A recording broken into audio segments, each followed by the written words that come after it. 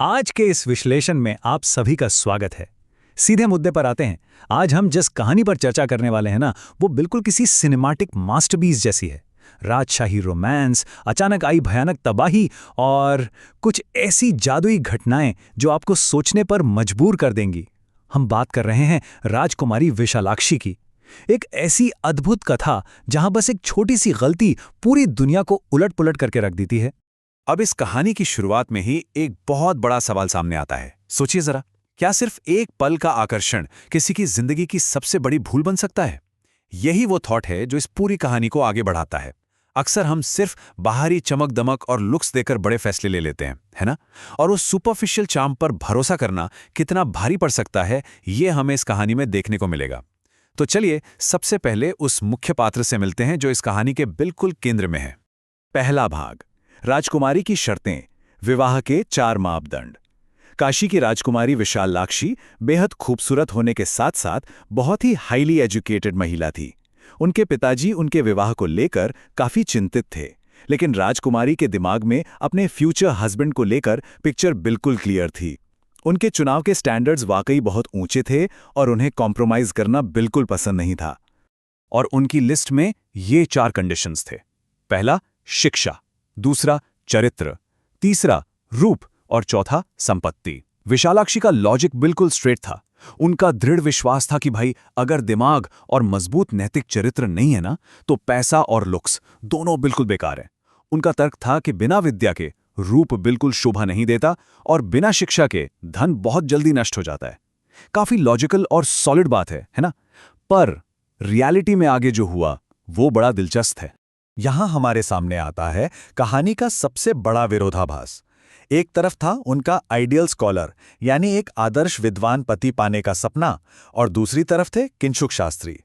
हुआ ये कि गंगा के घाट पर विशालाक्षी ने एक बेहद हैंडसम पर बिल्कुल शांत से इंसान को देखा जो बाकी विद्वानों के बीच चुपचाप बैठा था।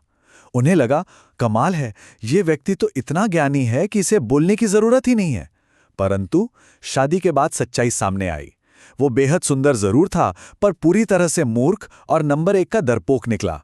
एक बेहद लॉजिकल दिमाग वाली राजकुमारी ने केवल रूप देखकर अपनी जिंदगी का सबसे बड़ा और गलत फैसला ले लिया था। अब आते हैं दूसरे भाग पर, वास्तविकता और भयानक आपदा। रॉयल रोमांस का वो डिल्यूजन अचानक तबाही का रूप ले लेता है। अचानक राजा का निधन हो जाता है और इस मूर्ख पति को गद्दी पर बिठा दिया जाता है। जैसे ही पड़ोसी दुश्मन राजाओं को उसकी मूर्खता की भनक लगती है, वो राज्य पर हमला कर देते हैं। अब बेचारी राजकुमारी विशालाक्षी को इस भयंकर आफत से बचने के लिए और अपने राज्य से भागने के लिए एक बेहद खतरनाक और डेस्परेट प्लान बनाना पड़ता है।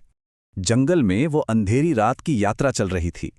अगर आप इस दृश्य की कल्पना करें तो उस केओस का एहसास होगा।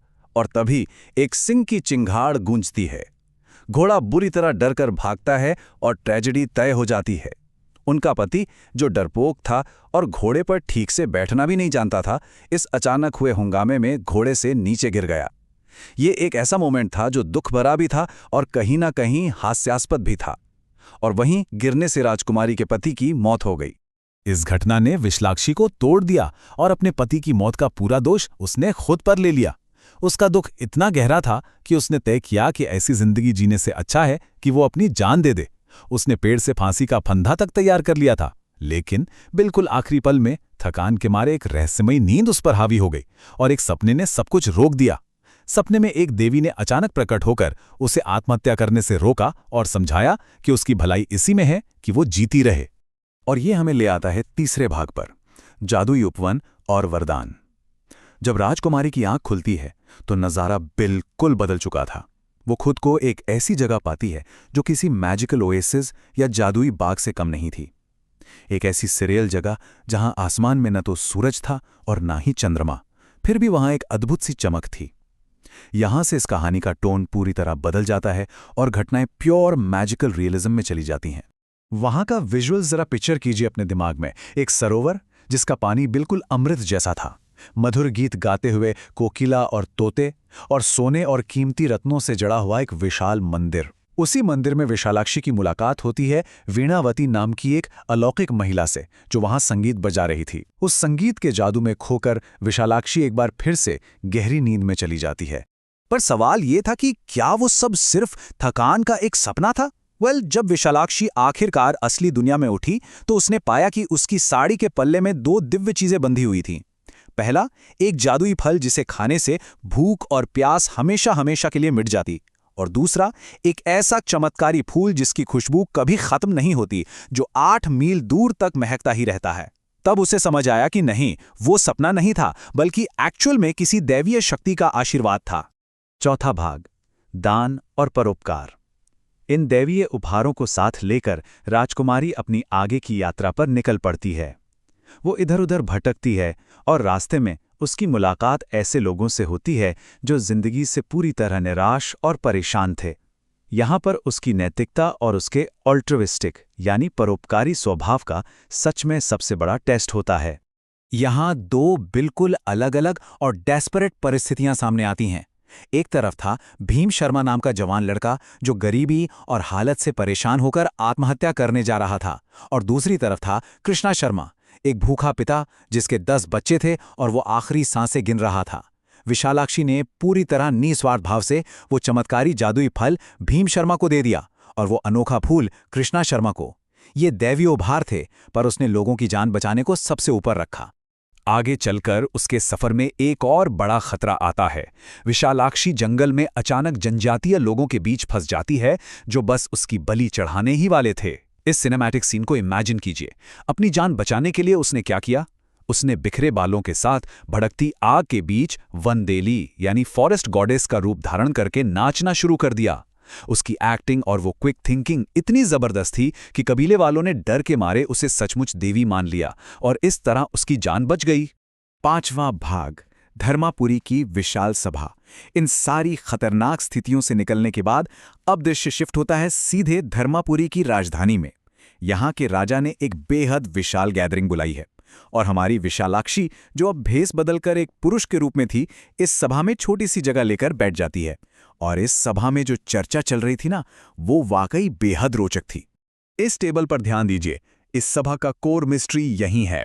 जो जादुई फल किसी की भूख मिटाने के लिए दिया गया था, और जो फूल किसी की गरीबी दूर करने के लिए था, वो दोनों ही दिव्य वस्तुएं अचानक किसी अजीब तरीके से धर्मपुरी के राज दरबार में पहुंच चुकी थीं। राजा हैरान और परेशान था कि ऐसी मैजिकल वस्तुएं आखिर महल में आई कहां से, और बस इसी सवाल का इन्वेस्टिगेशन अब यहां चल रहा था। 6ठा भाग, जादुई फल की अजीबो गरीब यात्रा।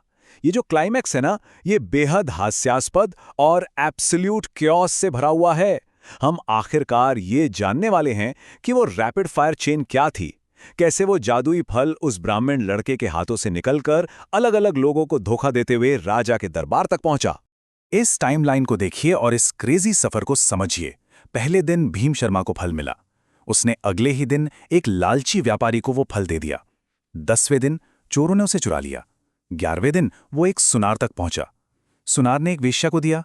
वेश्या ने डर के मारे अपनी नौकरानी को दे दिया, और नौकरानी ने थमा दिया अपने प्रेमी को। और वहां से वो सीधा महल आ गया। मतलब शहर के लालच और चोरियों की वजह से इस फल ने लिटरली पूरे शहर का चक्कर काट लिया। और आप जानते हैं इस पूरे चेन रिएक्शन को ट्रिगर किसने किया? इस संख्या ने 1 लाख। जब भीम शर्मा ने वो फल उस लालची व्यापारी को दिखाया तो व्यापारी ने बस हवा में मजाक में कहा कि मैं इसके बदले 1 लाख रुपए दूंगा। अब सोचिए 1 लाख उस जमाने में कितनी एब्सर्ड अमाउंट होती थी। और इस झूठ के कारण उस व्यापारी पर ऐसा कर्मिक पलटवार हुआ कि उसी रात चोरों ने उसके पूरे घर को लूट लिया, जिसमें वो दिव्य फल भी चोरी हो गया। सभा के सामने जब ट्रुथ सामने आया तो कन्फेशन सुनने लायक थे। वेश्या कहती है, मैंने डर के मारे उसे फेंकने के लिए अपनी नौकरानी को दिया था, पर उसने जाकर अपने लवर को दे दिया। उस आशिक ने सोचा कि इसे महल में बेचकर वो अमीर बन जाएगा, पर रास्ते में उस फल की इतनी स्ट्रांग दिव्य महक आई कि सैनिकों ने उसे पकड़ लिया। एक अनोखे दिव्य उपहार ने किस तरह पूरे शहर में अफरा तफरी मचा दी थी, ये देखकर राजा भी हैरान था। तो देखिए, फल की अजीबोगरीब यात्रा तो ट्रैक हो गई और सभा के सामने रहस्य सुलझ गया। लेकिन क्या कहानी यहीं खत्म होती है? बिल्कुल नहीं।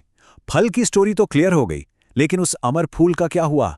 जिस गरीब भूखे पिता को वो फूल मिला था, उसकी आगे की कहानी क्या है? और वो फूल रॉयल कोर्ट की इस मिस्ट्री तक आखिर पहुंचा कैसे?